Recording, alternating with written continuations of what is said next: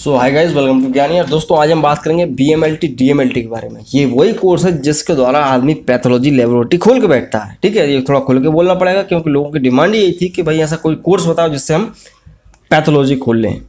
तो दोस्तों, आज शुरू करते हैं इसके बारे में, क्या कोर्स है, कितना फ़ायदा है, क्या नहीं, तो देखते रहिए। दोस्तों, यहाँ पे बात करें अगर पैथोलॉजीज़ की, तो हम देखते हैं डॉक्टर्स के बाहर, डॉक्टर के क्लिनिक के बाहर पैथोलॉजीज रहती हैं। हर व्यक्ति के मन में क्वेश्चन आता है कि भाई हमको भी पैथोलॉजी खोलना है, हमको भी खून की जांच करनी है, तो ये कैसे होगा? उसके लिए आपको बीएमएलटी करना पड़ेगा। ठीक है, तो जो व्यक्ति स्टूडेंट अभी देख रहे हैं तो वो देखते रहें, जो व्यक्ति आम आदमी देख रहा है वो भी देखते रहे, आपको कुछ ना कुछ सीखने को मिल जाएगा। यहाँ पे बात की जाए बीएमएलटी और डीएमएलटी की, तो होता क्या है, देखो भाई, ये एक पैरा मेडिकल कोर्स है। पैरा मेडिकल कोर्स है मतलब कि मेडिकल कोर्स नहीं है कि एमबीबीएस है, ये पैरा मेडिकल कोर्स है। जो कि क्या होता है कि भाई डॉक्टर आदमी को ठीक कर रहा है, लेकिन डॉक्टर की सहायता के लिए कुछ कोर्सेज होते हैं जो कि सिर्फ और सिर्फ डॉक्टर की सहायता के लिए होते हैं। ये डॉक्टर के बिना अधूरे हैं और ये डॉक्टर इनके बिना अधूरा है। आप इस तरह से मान लो तो ये पैरा मेडिकल कोर्स हो जाते हैं। तो होता क्या है कि कई बार हम देखते हैं कि डॉक्टर को कोई भी बीमारी का पता करना हो, उसके लिए कई तरह की जांच की जरूरत पड़ती है, इन्वेस्टिगेशन करना ही पड़ता है। पेशाब की जांच, मूत्र की जांच, यहाँ तक स्पुटम की जांच, बलगम की जांच, स्टूल की जांच, मल लैट्रिन की जांच, ये सब जांच कौन करके देता है? पैथोलॉजी वाला। ठीक है, लेबोरेटरीज वाले। तो उनको क्या होता है कि कुछ कोर्स करना पड़ती है। बीएमएलटी होता है और डीएमएलटी होता है। ठीक है, तो अब इसके कोर्स के बारे में बात करते हैं, इतना इंट्रोडक्शन काफ़ी है। तो यहाँ पे क्या होता है, एक कोर्स होता है बीएमएलटी और डीएमएलटी। इससे पहले एक सीएमएलटी भी होता था। ठीक है, वो सीएमएलटी बंद हो गया है। इनका कुछ ज़्यादा उसमें दिमाग मत लगाओ। सीएमएलटी मतलब सर्टिफिकेट, बीएमएलटी मतलब बैचलर डिग्री और डीएमएलटी मतलब डिप्लोमा।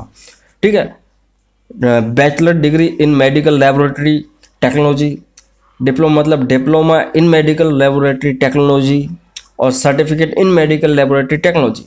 बहुत लंबा नाम है, इसलिए हम इसको क्या बोलते हैं, बीएमएलटी डीएमएलटी। तो होता क्या है, डिप्लोमा मतलब कि डिप्लोमा, डिग्री मतलब डिग्री। डिप्लोमा 2 साल का होता है, डिग्री 3 साल की होती है। ठीक है, डिग्री में थोड़ा पैसा ज़्यादा लगता है, डिप्लोमा पैसा कम लगता है, लेकिन कोर्स लगभग सेम ही होता है। डिप्लोमा में थोड़ा ऊपरी पढ़ाया जाता है और डिग्री में थोड़ा डिटेल में पढ़ाया जाता है। ठीक है, अगर किसी व्यक्ति को ये करना है तो उसके लिए भाई क्या करना है, 10वीं 12वीं पास होना चाहिए, 10+2 पास होना चाहिए। योग्यता यही है उसकी कि भाई 50% मार्क्स आपके होना चाहिए। पहले इसके मेरिट बेस सिलेक्शन होता था, अब तो क्या है, बहुत कॉलेजेस आ गए हैं तो कहीं पे भी आसानी से हो जाता है। ठीक है, तो उसमें भी आपको ये देखना है कि कॉलेज अच्छा हो। ठीक है, उस कॉलेज की लिस्ट भी मैं आपको बताऊंगा, देखते रहे वीडियो को। तो यहाँ पे 50% मार्क्स तो किसी के भी आते हैं। 12वीं में साइंस स्ट्रीम होना चाहिए। ठीक है ना, तो साइंस स्ट्रीम मतलब कि फिजिक्स केमिस्ट्री मैथ या फिजिक्स केमिस्ट्री बायोलॉजी, कोई भी व्यक्ति जिसके पास ये है वो कर सकता है। पैसा होना चाहिए। और तो और यहाँ पे जो 2 साल की फ़ीस होती है डिप्लोमा की और 3 साल की डिग्री की फ़ीस, वो आप मान के चलो कि 2 लाख से लेकर 5 लाख तक पहुँच जाती है।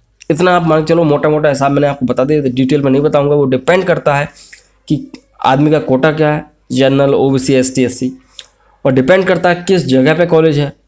ठीक है, बड़ी बड़ी सिटी में फोकट का पैसा बहुत लग जाता है, तो वो डिपेंड करता है। आप इतना मान के चलो कि 2 से 5 लाख रुपये आपकी जेब में होना चाहिए अगर आपको कोर्स करना है तो।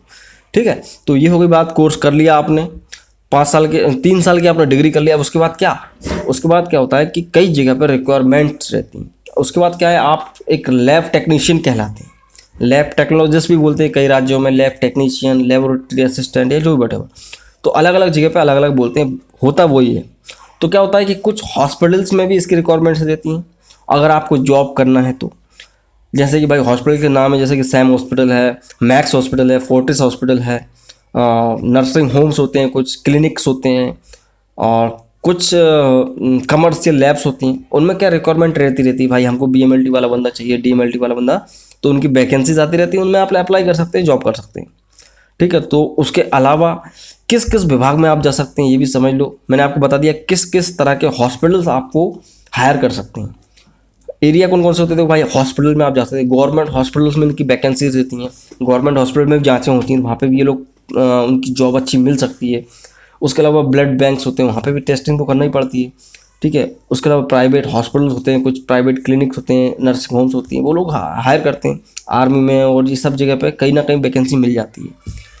ठीक है, तो वैकेंसी मिल जाती है, जॉब मिल जाती है हॉस्पिटल्स वगैरह में। अब यहाँ पे बात आती है कि लोग सोचे कि हमें तो अपना खुद का प्राइवेट करना है। देखो भाई, प्राइवेट करना तो बहुत डिफ़िकल्ट है आज के समय में, क्योंकि मैं आपको निराश नहीं कर रहा हूँ, बट सच्चाई ये है कि आजकल सब पूरा काम स्कीम वाला हो गया, सेटिंग वाला काम हो गया, ठीक है। अगर आप पैथोलॉजी आपकी खोल के बैठ भी आओगे तो बैठे ही रहोगे, ठीक है। क्योंकि जो आपके पास में डॉक्टर है, एमबीबीएस, जो भी एमडी, फिजिशियन, सर्जन, जो भी जांच लिखेगा तो उनके पूरे पहले से ही सेटिंग रहती है ना। जो व्यक्ति आज से 10 साल पहले जो खिलाड़ी है पैथोलॉजी वाला, वो सब सेटिंग बैठा लेता है।